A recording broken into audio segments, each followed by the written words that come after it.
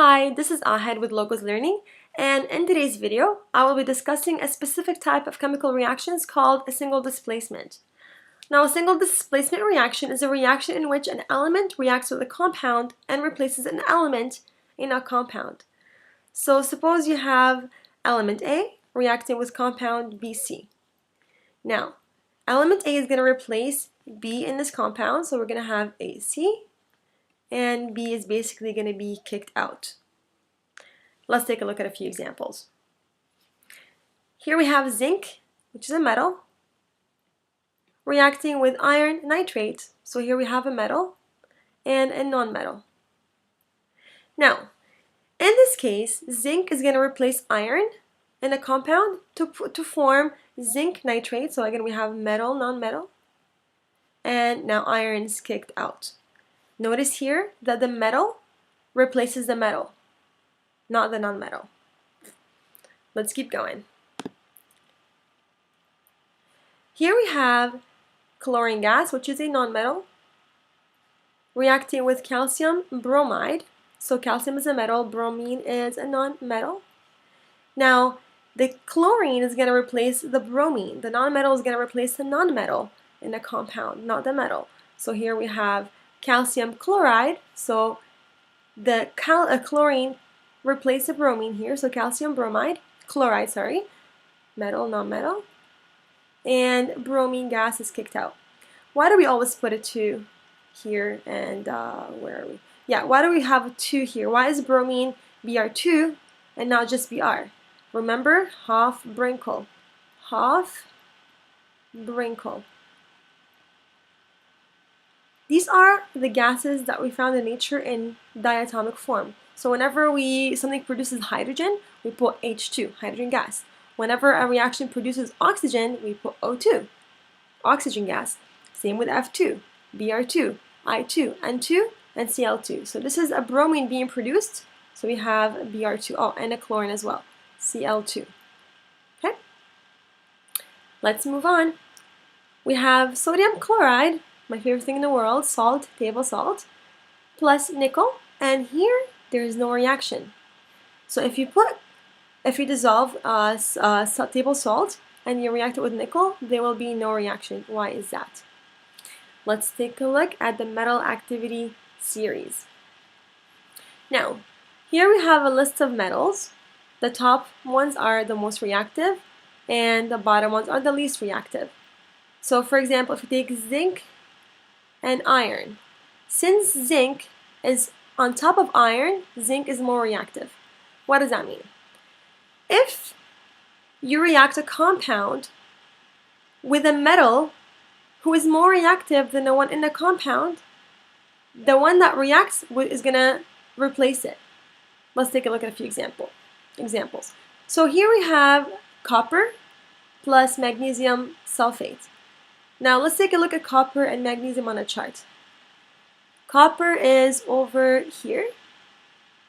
Magnesium is over here. Which is more reactive? Yes, magnesium is more reactive because it is on top of copper.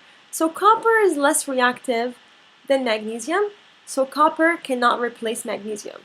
So here we have no reaction since copper is less reactive than magnesium. I'm going to write it like this. Cu is less than Mg, which means less reactive. Now let's take a look at the next example. Zinc plus iron chloride. So, here's zinc and iron.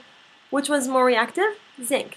So can zinc replace iron? Yes. And we're going to have zinc chloride plus iron. Okay, because in this case, zinc is more reactive than Fe. It is able to replace it.